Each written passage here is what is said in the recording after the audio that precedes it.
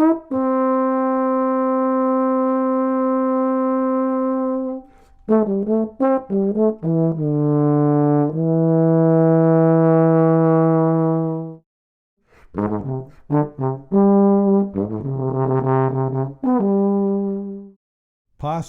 and the breathing and the breath can be trained, worked on away from the instrument, should be trained and worked on away from the instrument, so that then we can bring it to the instrument. Once we pick up the instrument, the energy changes. Our energy changes. We become kind of a combination of us and our instrument.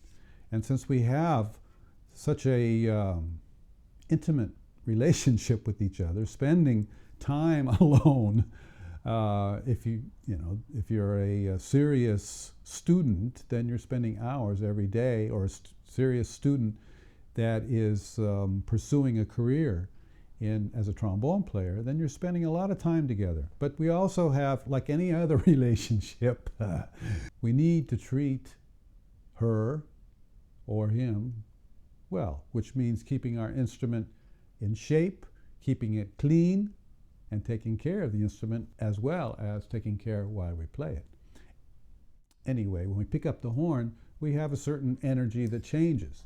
So here I recommend now, before we play, just to spend 30 seconds, here, I'll hold my horn so you can see it, 30 seconds just going back to that place where we were a few minutes ago with this posture and the breath. Maybe one or two breaths with the horn. Yeah. Again. Okay, now we're getting ready to play. About time, huh?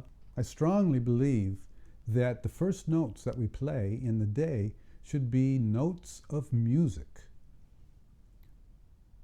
I don't really think we need to somehow warm up so that we can play music. Now, of course, we have to warm our muscles up. That is true. That's a given. There's a lot of muscles here on the embouchure that we do need to warm up. But why do we need to do something that's non-musical to warm our muscles up? Why don't we warm our muscles up with playing music? Why not? What a concept. And since we're going to play music, why not improvise? Now, if you're a classical musician, a so-called non-improvising musician, I highly recommend that you spend the beginning of your practice day improvising. It's a great way to get deeper into the music and deeper into yourself as a composer. So we can all be something of a composer when we're improvising. Improvising is composing in the moment. And when we're composing and getting deeper into the music, then we're aware of many different things when we're performing and listening to music, because we're listening to music not only as a performer or as an interested audience member, but now we're listening, if we want to, as a composer would listen to music, paying attention to what's going on compositionally. What I suggest is to pick a tonality to warm up on. And this way, we're covering several areas at the same time. We'll say, I'll start in the key of C major, for example, white notes on a piano. It's also called the white note exercise. It's an etude that, as far as I know, was designed for composers. But of course we can use this, and we do use this, as training, working on our improvisation. So here I can warm up, work on my tonality work of C major, which includes, of course, D, Dorian, E Phrygian, F Lydian, etc., and create music with the simple structure of source material. In this case, the source material are the 7 notes that comprise the C major scale. But if I think scale, if I start to improvise on a scale, I start to play the scale. So I prefer to think about tonality. So we're in the C major tonality, which includes A minor or D minor, which also could include a G7 chord, arpeggio, or scale. And now we can combine all the different modes of C major and create a piece. If it sounds too complicated for you, just use the 7 notes and improvise on those and don't think about anything else. But if you would like to create some harmonic movement in your improvisation, in your etude, then you can think about the different modes of C major, or different modes of whatever key you happen to be improvising on. Now, in this case, C major, and we can go to the different modes, D minor 7 or D minor to G7 to C major. 2-5-1 is the strongest progression in music, not just in jazz, but in music. 2-5-1, falling down the 5th structure, which is the gravity. The architectural gravity of music is falling down the 5th structure. 5-1, 2-5-1, 6-2-5-1, falling down. This is like the natural gravity of music. We can use that, or we can go against the gravity and create some tension by using other progressions. Key of C major, warm up, etude.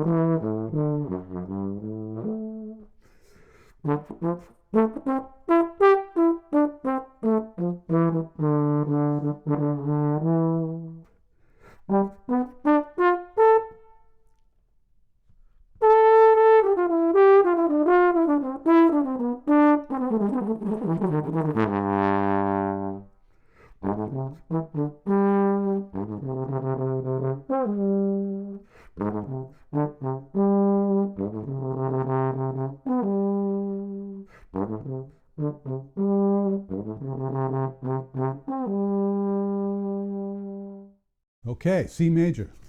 Played one B flat in there. Did you hear that? For just a brief second, I was flirting with the idea of modulating to F, and then I realized that I had already declared that that would be a C major etude.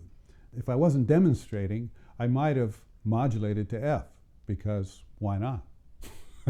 C7, C major to C7 to F is a nice progression anyway, very smooth. If you're practicing now, use what I just played as a guide. Don't imitate me. Use your own musical sources to create a piece that's coming from you. But you can use what I demonstrated as just a guide to help you. That was an example of a C major etude. An etude, an improvisation in the key of C major, using some harmonic movement. So I was focusing sometimes moving from D minor, for example, to G7, back to C, sometimes to A minor, and helping me create a harmonic flow within sort of a modal context. Now, another way to approach this sort of improvisation is to just think of the 7 tones and improvise freely on the 7 tones of the major scale with no consideration for harmonic movement. Now, of course, I say that, but if a harmonic movement or a modality of the tonality comes into your mind, use it. We're not trying to avoid anything. We just want to be open and to play music. In the meantime, we'll declare our intentions for this piece, which will be in the key of F major, I guess, to improvise freely just on the 7 tones. The other piece was a warm-up, and so as the piece progressed, it became more and more complex, expanding the register both up and down, articulation kind of things, some more rapid passages. Also, perhaps you noticed that there was times where the horn was just off the lips, giving the lips a chance, letting some space go by in the music. Great training is to let space go by when you're playing in time, but keep the time happening in that space. The silence, the space between notes can be just as important, if not more important sometimes, than the notes themselves. So we can spend a little time focusing on the space between the notes. Now during the space, we're often focusing on our breath as well, right? And posture, but especially the breath. Noticing when we take the breath. And during a performance, reminding ourselves to take the breath. It's just a subtle reminder that's just always here, the breath, every time. In your practice sessions, you feel like you need work on your breath, then I suggest that whenever you're playing at home alone and you notice that you didn't take the breath, then you should stop playing. So if you continue playing, then you're reinforcing the, shall we say, shallow breath. And so in order to lose that not so good habit of shallow breaths, we need to replace it with the breath. Every time you notice that you don't take the breath, then stop. And then the next breath you take, let it be the breath. And then stay with the breath every time you breathe until it becomes second nature, or as close to second nature as we can imagine, which means reminding, noticing when it's not happening, and then bring it in. Ideally, we want to be breathing the breath every breath while we're performing on the instrument. When I say performing, I mean practicing, performing for yourself, training. Training is a nice word, nice concept, but it becomes a little too athletic if we train ourselves too much. You know what I mean? We want to be performing, creating, playing some music. The definition of practicing in the musical community is, working on your stuff at home. And I kind of like the definition that lawyers use. I'm a practicing lawyer, I'm a practicing doctor. That means you're doing it. Practicing means doing. And so sometimes musicians spend too much time preparing to do rather than doing. This is the exercise, the calisthenic part. Keep that at a minimum so that we can spend most of our time doing, playing, performing. Now, if you're practicing, put the machine on pause and go perform an etude in the key of C major, or any key you want. All right, go do it. It should be from 3 to 5 minutes long, the first one, depending on your shape and how much endurance you have. But 3 to 5 minutes is good. Have a clock nearby so you can time it, and then go perform a piece. I'll wait for you. See you in a minute.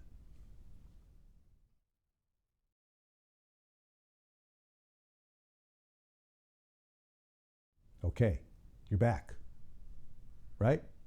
Did you do it? I hope so. How did it feel? C major.